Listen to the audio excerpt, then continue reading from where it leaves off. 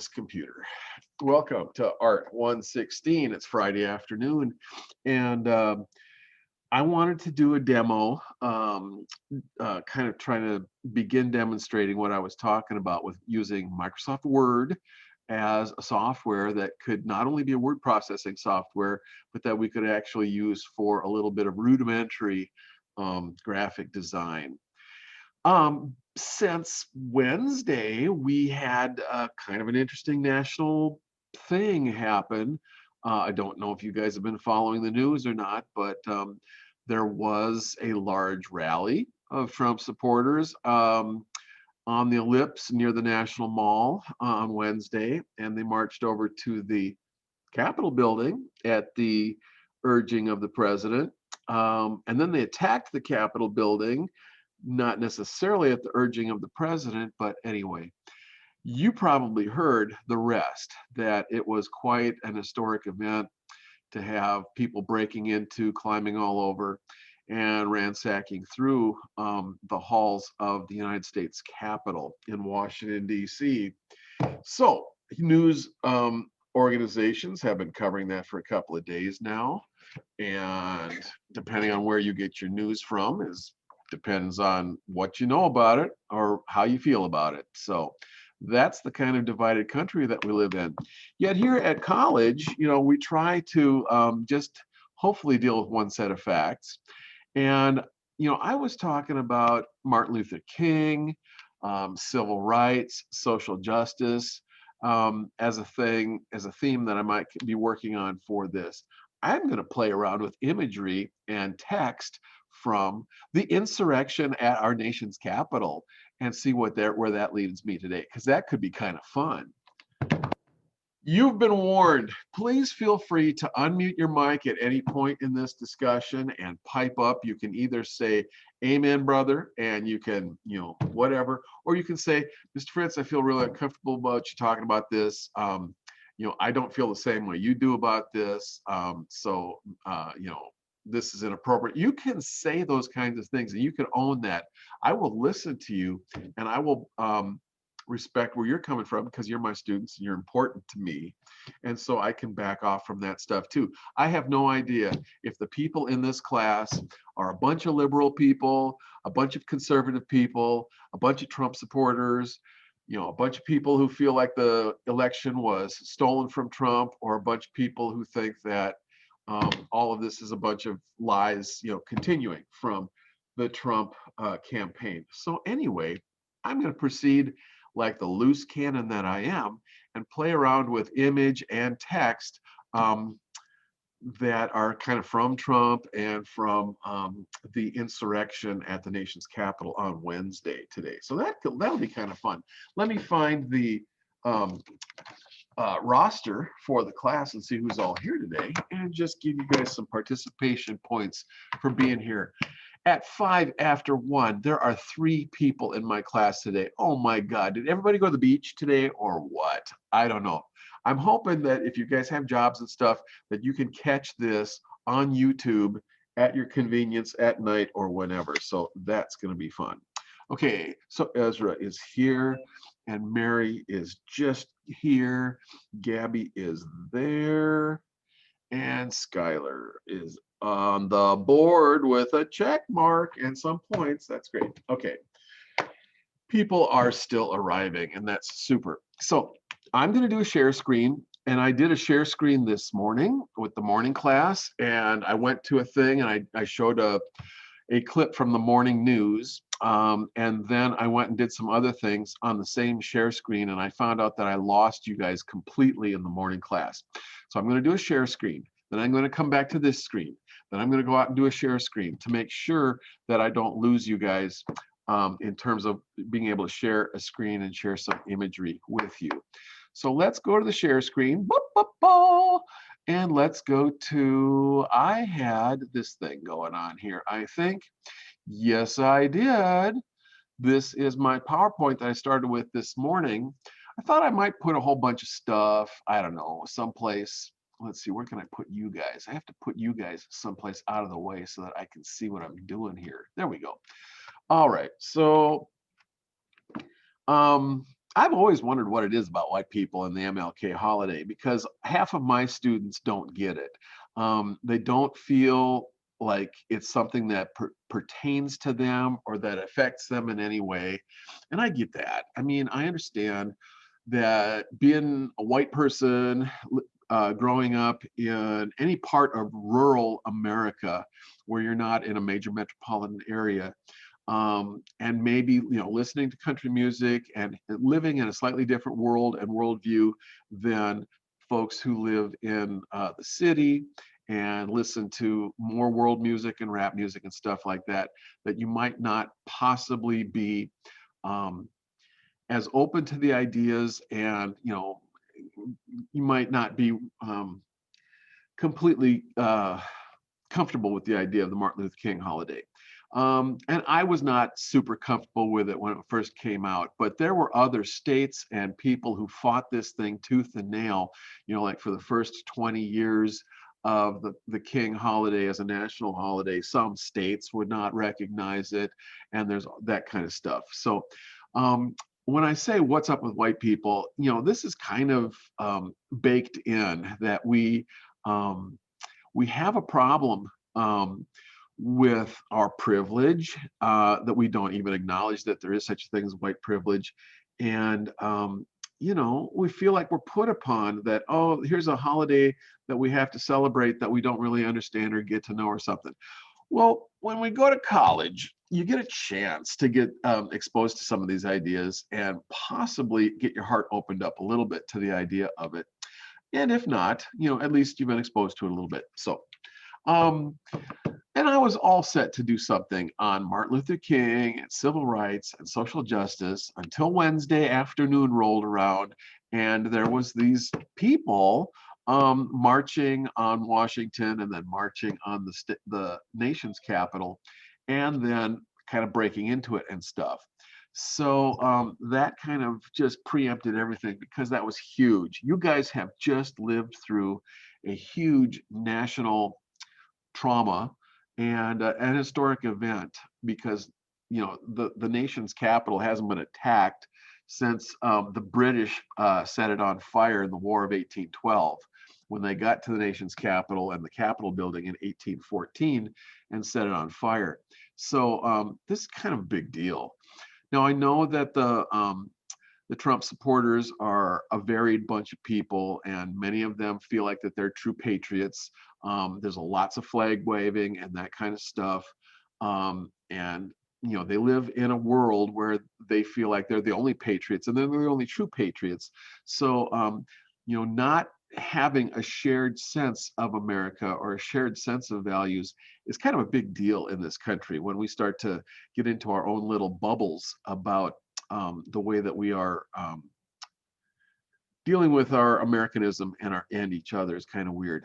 So I had this radio clip from Wednesday's news all teed up and ready to go. And then, of course, 2 more days and there was more news. So I'm going to play that one. I'm going to play this morning's one. This is NPR's morning edition from this morning. And they opened their news show with about, I don't know, 11 minutes of just back to back to back to back stuff. So it's here in one really big long thing. I'm going to try to do something. So I had this at timestamp 7 minutes, but I think it starts around 5:30. So I'm going to go to about timestamp 5:30 and start the recording. When you guys are in college and you're taking a college writing class, you're asked to compare and contrast lots of stuff. I mean, that's a basic thing that we do in papers and research and stuff like that at the college level. Compare and contrast these two ideas and that kind of thing. And so I'm going to ask you guys to compare and contrast, or just consider for today, compare and contrast the way conservative white protesters are handled by police, by security forces, versus the way that Black Lives Matter or Antifa protesters at the summer protests around the country at the different downtown areas, major metropolitan cities, who are protesting the George Floyd killing, how they were handled. Or you can compare this directly to how George Floyd was handled in his killing. And maybe it's all about the numbers, because when you're dealing with a large police presence and you've got um, equal or less protesters that you're having to control, it's a lot easier to shoot tear gas at them, beat them with clubs, arrest them, that kind of stuff. And it's easier to do that at night too. When you have 1,000 or 3,000 or 10,000 people who are rushing the nation's Capitol building in Washington, D.C., and they only had, I don't know, 100 police officers on hand to try to protect the building. Maybe the police officers just felt overwhelmed, and you just can't shoot enough people to stop 3,000 or 10,000 people who are rushing you. On the other hand, it is interesting to note or hypothesize that white people get treated differently in confrontations with authority than black people or brown people do. And so anyway, sometimes the police just let them on in and let them go by when they came into the Capitol building on Wednesday, unless and until they were drawing guns and doing other kinds of stuff. One person was shot and killed by a Capitol Hill police officer. 3 other people died because they had health emergencies in the middle of this thing. They had heart attacks and stuff. And one police officer died, again, probably had a health emergency in the middle of all of this. So people died, and there was bloodshed during this thing. So that was a big deal. Let me cue this up and play this and see what happens here. I'm going to try to bring this up to about timestamp 5 minutes, and we're going to start from here. Professor at Elon University in North Carolina, who monitors far-right networks, she says the reactions to the storming of the Capitol tend to fall into 3 categories. So first, there are the sympathizers. They probably weren't there. They're all over social media and on regular media. These are the ones who are, blaming Antifa. They're making up stuff about that this was a false flag. And then there are the ones who were thrilled to be there, she says, who felt like they're making a stand. They are taking, bounty shots, trophy picks, making memes, just talking it up. Yeah, complete lack of remorse. And finally, there's the group Squire usually studies. These are the hardcore white supremacists. She says they're thinking long-term about how to capitalize on the incident for recruiting and expansion. And again, many of these factions have been talking about violent uprisings for years. I watched some of the videos that Steve mentioned where people were outside like, yeah, I stormed in, I was tear gassed. Many people question why those folks were out there making videos and not being arrested. Are the authorities taking this seriously? If we think back for a moment to 2017, the deadly Unite the Right rally in Charlottesville, that was this watershed moment for public awareness of the violent far right. And, U.S. authorities consider this the deadliest and most active domestic terrorism threat. But fast forward nearly 4 years, and some of the same white supremacist figures from Charlottesville were at the Capitol Wednesday, part of another violent mob. And this time, the hardened extremists are alongside suburban families, conservative voters who've been radicalized by disinformation and conspiracy. So far, police have made more than 90 arrests. Federal authorities have charged at least 50 people, with more expected as they crowdsource suspects from photos and videos. So over the years, we have seen some changes in how federal authorities prioritize and investigate these crimes, but many extremism analysts I talked to say there's still a long way to go. The Trump administration has routinely played down the right-wing threat and said the real danger was activist movements like Antifa and Black Lives Matter. And speaking of which, this summer, racial justice protesters were tear gassed, arrested, and tackled. That just is not what we saw with these folks this week. That's right. That's been a key criticism. Ashley Howard teaches history and African American studies at the University of Iowa. Talked to her yesterday, and she says this is not an aberration. It fits into a pattern of responses to white mob violence. The terror that we see here and the lack of response, or equivalent response, once again really highlight that crisis just brings out things we already know about this country. It amplifies the trends and the themes and the narratives of American history. So while we are seeing arrests and condemnation, critical questions remain really about whether the long-term minimizing of the threat from the extreme right paved the way for the shocking security lapse we saw this week. And here's Hannah Lamb. Thanks, Hannah. Thank you. Okay, that'll do it. I'm going to quit right there. And let's see. I'm going to come back to you guys because I miss you guys. Oh, heck, actually, let's do a couple more slides on here. I was building, or I was beginning to build a PowerPoint presentation to talk about this kinds of stuff. So it's interesting just to see photographs from this. And I look at the photographs as a graphic designer. I'm looking for what's going on in the photograph. I'm looking for the structure of the photograph. And right now in this one, I see a nice diagonal structure to the photograph. On the lower left in the diagonal, I see a whole bunch of heads and hats and clothing and stuff. And these are all the protesters and the demonstrators. On the upper right hand side is the Capitol building with police on some of the ramparts and stuff. And the protesters haven't quite made their way completely up on top of the building yet. So there's interesting. We got lots of flags. We got lots of MAGA hats.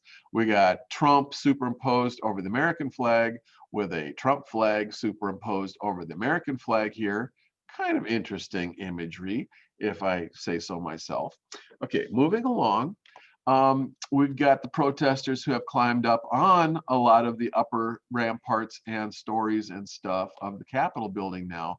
Lots of flags, American flags, Trump flags, Confederate flags, lots of MAGA hats, you know, lots of Trump stuff, lots of Trump supporters.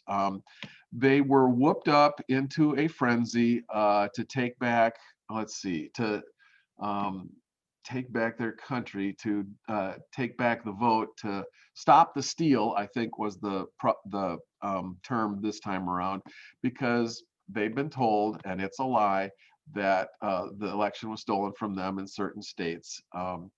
Although the Trump legal team was never able to prove that to any satisfaction in any court, all of the lawsuits were thrown out during the appeals process for the,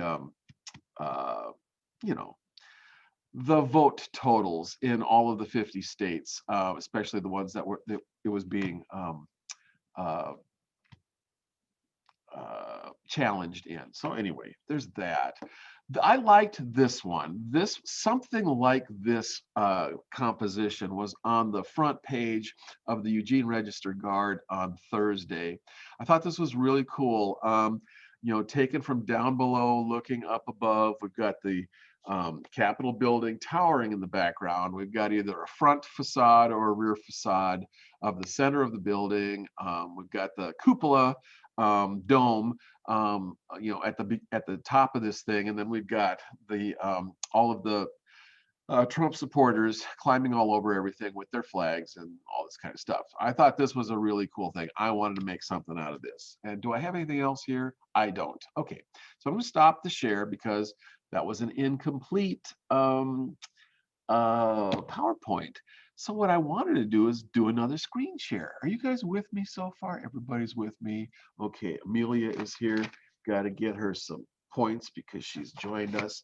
Fantastic. Anybody else here? No. Okay. So I'm going to go back to and jump right back into a screen share.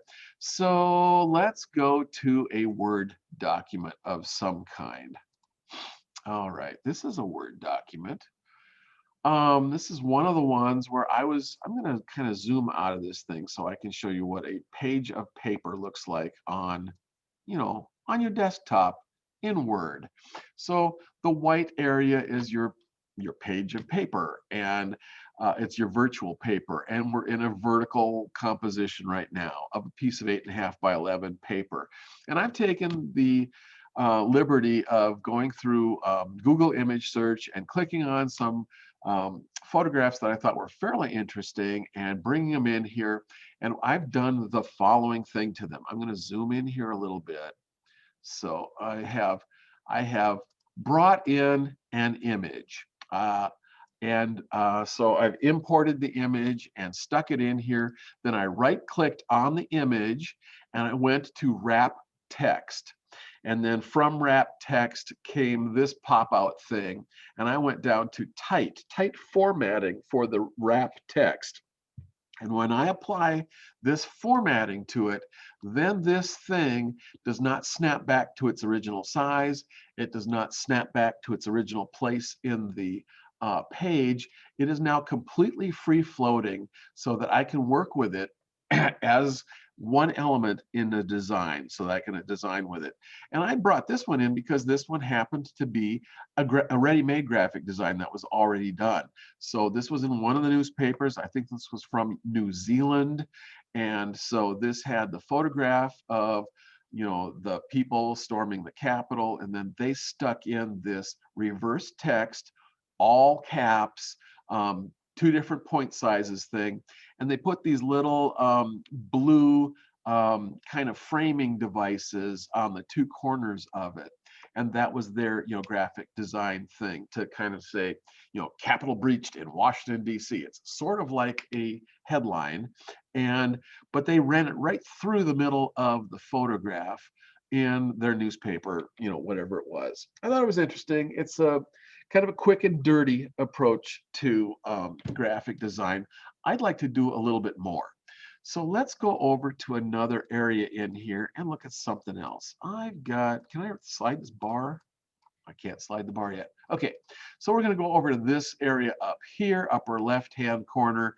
That looks like an interesting thing. Let's make it a little bigger. In fact, I'm most interested in this one.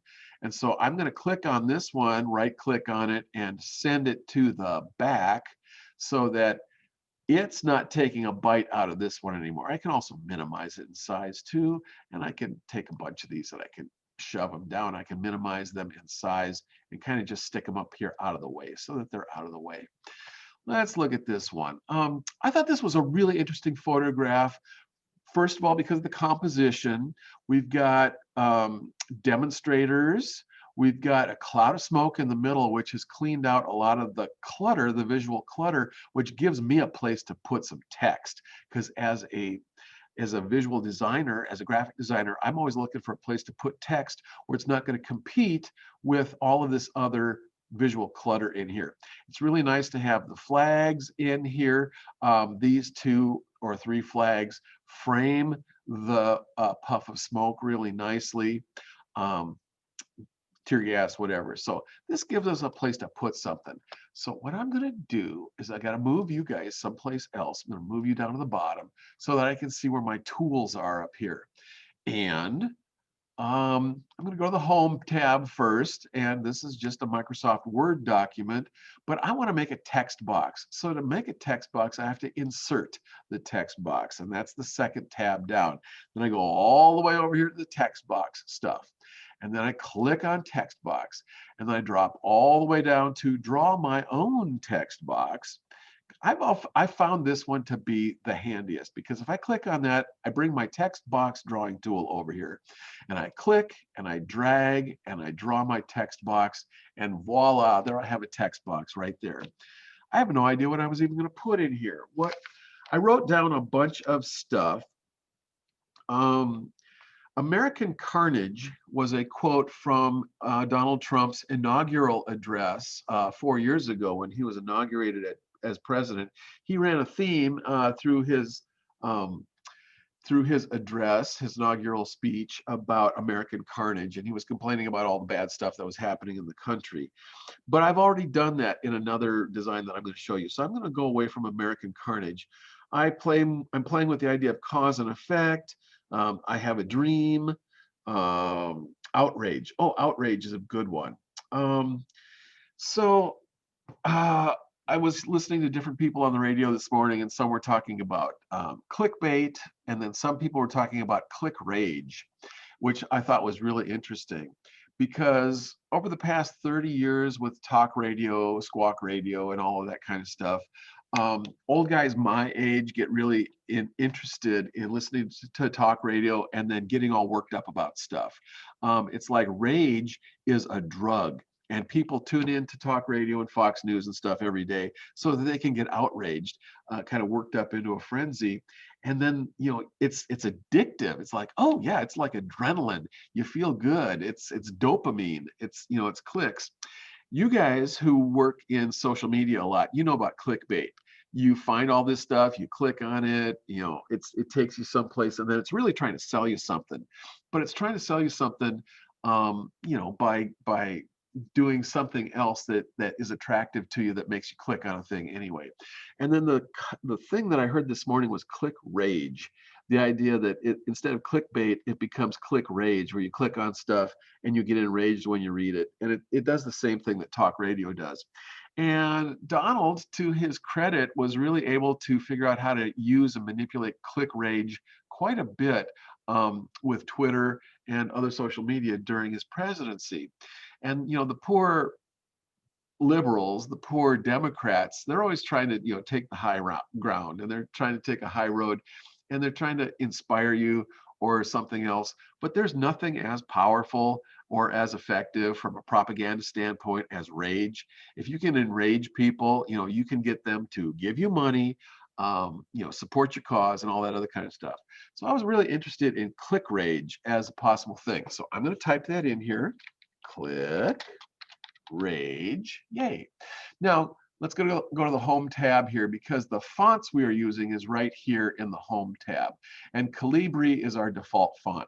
Well, that's just not going to do when there are so many other wonderful fonts to work with. I'm going to try Arial Black, and as a matter of fact, you know what I should do? I should click this and pull it over here, and click this and pull it over here, so that I can let this drop down. And if I if I highlight this first and I give it, I don't know, a larger type size, a larger point size, maybe go to 28 point type, then I can click down through all of these wonderful fonts that we have here, and we can look at all kinds of different possible fonts to play with. And I'm going to have to make this bigger, because Arial Black as a font is a really fat font. The letters are all thick and really wide, and there's lots of space between the letters. And so it's going to sit there visually as a much larger element than if I click on something like Chiller. If I click on Chiller, the same point size, 28 point Chiller, is much tinier and thinner, even though Chiller is kind of like this handwriting thing for movie posters for horror movies. This is the kind of thing that you'd use Chiller if you were trying to do something where you were writing in blood or something like that, because it looks like you cut yourself and then you're writing your message, in blood. It's kind of a horror kind of a thing. But I don't think it's the right kind of horror for this particular graphic design. So I have to look further. Imprint MT Shadow is a very historic kind of a thing. It almost looks like the letters have been carved in stone. The letters are all serif typeface. They're all of nice traditional printing publication industry kind of a typeface. And because it has white space, negative space in it, it looks like it's three-dimensional. So it looks like it's actually been carved in stone. That would work if I had a picture of the US Capitol building right in front of me, because then that would really relate to the carved marble of the facade of the Capitol building. But the Capitol building is not in this picture. So I got to keep looking. I got to look for something that's interesting. Bauhaus is really weird. It's kind of a campy 1980s thing. That's not working for me. That's not working either. So this is what graphic designers do. They try to identify what the content is behind the design of the font, so they can try to put a font, they can apply a font to the text that that has the same kind of emotional content and intellectual content as the picture does too. And so I'm trying to find that. Broadway is not it. This is for Broadway posters. This is not for insurrection. I'm trying to find something that's like insurrection, and it's really hard to find an insurrection font. So I'm going to have to just kind of settle on something pretty quickly here, because otherwise you guys are going to get bored. Impact, maybe Impact. We'll try Impact for now. I'm not happy about it, but we'll try it. Since it is a relatively compressed, close together kind of a font, the height of the letters is much taller than the width of the letters, even though this is also kind of a this is a bold typeface. I'm going to go a little bit bigger with my font, with my type size. So I'm going to go 36, 48, maybe. I'm going to just make this a little bit bigger and see if it fits. How big of a text box do I need? That's pretty good size text box right there. That's probably too big. I'm going to try this at about 40 point size. So it says 48, and if I just click in there and actually type in 40 myself, I can give this a custom size type. So now it's 40 point type. I'll work with that. I like that. So I'm going to go to, let's see, drawing tools. Yes, drawing tools. Did you see where I clicked on drawing tools here? Because I had this text box highlighted. And so drawing tools was highlighted up here. So I'm going to go to shape fill because that refers to the shape of this rectangular box, this text box that I'm playing with right here. And so I'm going to go up here to shape fill and click down here, and then I can put any color that I want to in the middle of that shape. But I don't want any colors at all. I want no fill because I want this thing to be transparent so that I can just see the letters floating on top of the smoke. So I'm going to click no fill.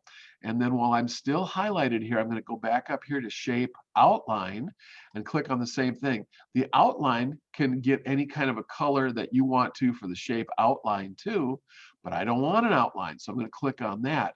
So I now have a completely transparent text box with just text in it, and I can float this text box just about anywhere I want to try to get it to just sit where I want it to sit. And so clickbait, click rage, I haven't quite decided what my actual thing is. Maybe I'll just make this into bait instead. Clickbait. So this is outrage. This is outrage. People are outraged, and they have been whipped up into a frenzy by public speakers and whatnot, by stuff on the internet that they've been following on social media and stuff like that. They've come a long way from their homes to join together to do what exactly? They went and attacked, ultimately, the Capitol building in Washington, D.C., and they're going to get arrested, and everybody hates them because they did this thing to the Capitol building. So I'm sorry, I'm a liberal. I don't get it. I mean, I do get it. I understand the underlying frustration and resentments that poor, unemployed, rural white people have about rich, elitist liberals trying to run everything and do it the way they want to, and destroying their country. I get that poor poor white working class people wanted to take back their country by electing Trump 4 years ago, and that they thought that his policies, even if they didn't like his methods or his style, that they thought his policies were okay. I get that. So here is one possible thing that I would consider to be a graphic design. We have the picture. We have brought in some kind of a text element, and we are now fine-tuning this. We're nudging it around. We're checking it in terms of the correct size and stuff. I've got one eye on my clock, and I should put probably another eye on you guys to make sure that if you guys have a question or something for me, that it's right. I've resized this to 36 point type to see if it fits better in there. I'm going to resize this to 28 point type to float this right down between the two flags to have it fit right there, and click off of it to see whether that is an effective graphic design. This is what we have to do as graphic designers. After we play with an image and text for a while, we have to stop, sit back, take a breath and a drink of coffee, and decide whether we've actually done something that's effective communication or not, because that's the scary part. Am I communicating effectively? Am I communicating the thing that I want to communicate? Or am I just, putting junk together that may just be, inflaming other people's passions, making other people mad and outraging them without actually accomplishing the goal that I want to do, which is, if my goal is to outrage other people, then yes, you can push their buttons and you can outrage them. And lots of young designers and lots of young artists are kind of loose cannons because all they do is put stuff together that enrages other people. As you work with graphic design and get better and better at it, you can find it that you can really calibrate your message to be very carefully calibrated through the choice of fonts that you apply, and to using just the very most essential text that you need to, and putting that together with the right uh, image to make a very effective graphic design that communicates more effectively than the text would by itself, and it communicates more effectively than the picture does by itself. The two of them married together is a more powerful, profound, and effective way of communicating. And that's the deal. I'm going to come out of this screen for just a minute, stop share, come back to you guys, see if I lost anybody. Looks like everybody's still here, kind of, sort of. Okay, I did one for the morning class, and I want to try to go back to that one. So please bear with me while I go back to yet another screen share.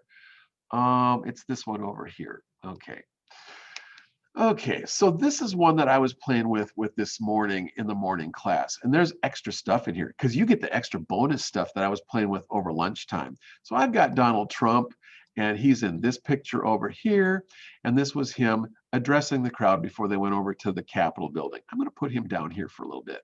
Hey, go down there. I don't want you up there. And this is one of the, most flamboyant of the protesters. You may have seen his picture around because he got into a lot of pictures. And I was playing with how they might fit into this, but I think it makes it too busy. I think it makes it too crowded with too much imagery. This basic photograph right here of the Capitol building, I found it to be very powerful. And these two negative spaces in the photograph on the two sides of the rotunda dome right here, I thought were perfect negative spaces for me to drop my text into. So I chose the phrase American Carnage because Donald Trump used it as his kind of theme from his inauguration. And so now we have American Carnage that's kind of come home to roost. What goes around comes around. And, so here we have, this is what happens when you whip up people's, enragement and sensibilities and stuff over time. And then you whip them into a frenzy and send them out to do something and can't control the crowd. This is what happens when a mob, goes nuts. This is why there were so many lynch mobs in the late 19th and 20th centuries, a lot of the 20th century, lynch mobs, especially in the South, because people would get whipped up into some kind of an emotional frenzy. They'd get these delusional ideas about, let's just go out and kill somebody. And then they'd find a convenient Black person and throw a rope around their neck and hang them in a tree. And, so the same kind of lynch mob mentality is what, attacked the US Capitol building on Wednesday. So this is where I'm supposed to stop talking and then open it up for you guys to ask me questions. If I have really, really, really offended you, you can tell me, Mr. Fritz, I don't agree with the things that you're saying, and I do find some of this stuff offensive. If you have the ability to say that, I will listen and I will, kind of back down, and I'll go a different direction on my presentation on Monday. But I'm going to be doing this dog and pony show that I've done today for several more days as we try to try this out for ourselves. So this is basically the assignment for our first assignment for coursework, is to find an image and import it into a Word document, and then come up with some kind of text. It can be anything. It can be a quote from Dr. Martin Luther King. It can be a quote from Donald Trump. I don't really care. And in fact, you can mix and match imagery and stuff like that. So you can take a picture of Martin Luther King and you can throw a quote from Donald Trump on top of it and see what that looks like. Or you could take a picture of Donald Trump and you could throw a Martin Luther King quote on top of that and see what that looks like. That's the whole interesting beauty, power, creativity that's possible with graphic design, is that we can mix and match this stuff to create incredibly powerful and profound messages that we can then send out into the world and see what happens with them. It's not a meme. This is so different than using a meme generator and playing with memes, that you can see that it's quite a different animal altogether. Okay, this is where, I've been talking for 45 minutes and I really got to stop.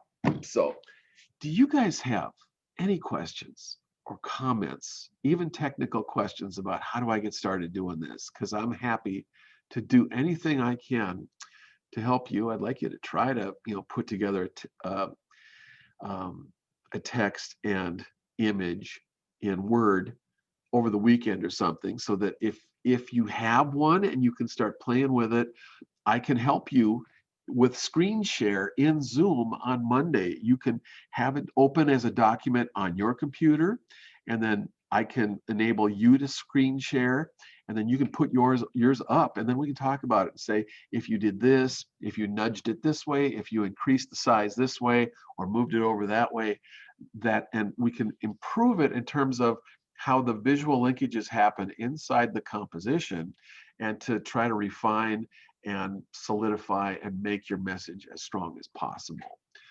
That's a lot of what graphic design is. Isn't that interesting? Skylar, I saw you. So does anybody have any questions for me? Yeah, I do comments? actually. Yeah, please. So going back to the photographs that had the open space in them, like with the smoke and that left space for the text, for putting the text in and all that, would that be something like with a publication, would that be the editorial department? Would that be like an art department that works for the publication? And like when they're buying those photographs, would they look specifically for something that has an open space that they can work with, or something that they might put on the front page, or something they'd use like as an additional image, or how would that work?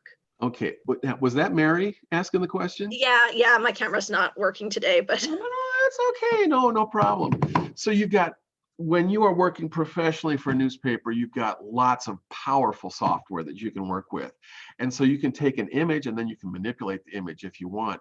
You can do all kinds of things. You can darken certain things. You can lighten certain things.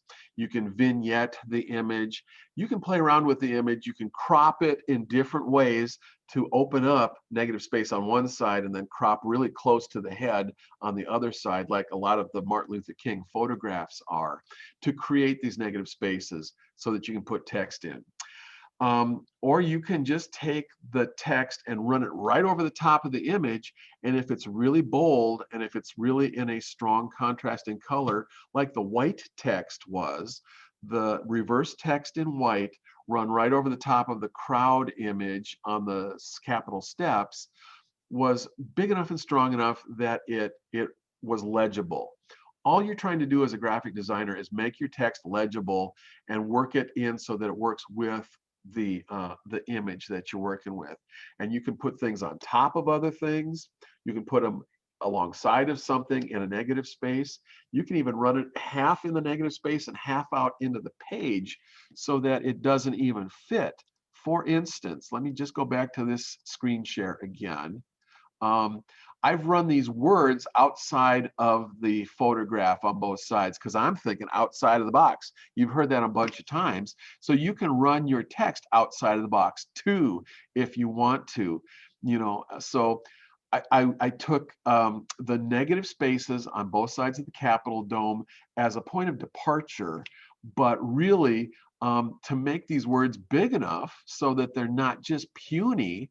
I had to do that because if I make them the right size so that they actually fit in, if they want to fit in here inside there, then it's so small that it plays a secondary role. It's not as effective as the primary thing. And so You know, this is where you as a designer get to decide, because you have total freedom. Do I want to be able to fit my words in the negative space, or do I want them so big? And I'm just going to use the back arrow to back out of this 10 moves or so. These are all chess moves and they're all recorded. So I'm going to use the back arrow and I'm just going to start backing out of this there. So whoops, I guess I went too far because now that's down a little bit. But you can try something, and then if you don't like it, you can back out of it to a previous version of it, and then you can go from there in terms of, you know, repositioning things or resizing things. And that's what graphic designers do. We just reposition and we resize until it seems to fit the best that it can. I'm trying to get the N in American to fit right in that, come here you, oh, it won't go up for me anymore. I'm gonna have to pull this down. Okay, so I can pull this down. Okay, I'm trying to get the tail on the end, the last stroke, this last pointy part of the N to fit in this little tiny triangular place where things are kind of coming together, and then trying to get the C over here to kind of sort of fit there too. And then what I really need to do is hit the insert button, hit the shapes button, get out of my way, shapes button, grab just a line, and I can draw a line across here, a temporary line. So I'm going to draw a temporary line across here that hopefully is fairly, what do you call it, horizontal. I think that's pretty horizontal. And I'm going to let go of it just to see if I'm on the same horizontal line with those kind of two things. And if I think I am, then I can just click on that and hit the delete button. And I deleted that line, but that kind of gave me a snap line that I could snap my text to see if it was actually on exactly the same line. And those are the kinds of things that graphic designers do. I'm asking you guys to do a lot with no training and not a lot of understanding about how all of these elements work together or how these elements line up. But you already get the idea that there are negative spaces here, that these are individual text boxes. And so you can move them around and you can float them around in your composition and try to find a place where they fit the best. And really, that's the bottom line about graphic design, is just trying to find things that fit together until they fit together the best. And I may not be there yet with this, but sometimes, like all the rest of art, you try it and you try it and you try it until you run out of time, and then you have to just turn it in because it's never going to be perfect. So I'm going to get out of here. I'm going to stop sharing that thing again, because now you guys have been sitting through this for 50 minutes. So let's quit for the day. I'm going to say thank you very much. I've given you some stuff to think about. I'd like you to run out and start looking around for imagery on the internet on anything. Martin Luther King, civil rights movement, social justice issues, or what just happened this week at the nation's capital. And then when you have an image or two, you also have to then come up with some text, some kind of a quote or text or word that you can juxtapose with the image. So we're juxtaposing text with image to make graphic design. I'm going to say goodbye for now because I'm exhausted. So I will see you guys next Monday at 1 o'clock. Have a good weekend and goodbye for now.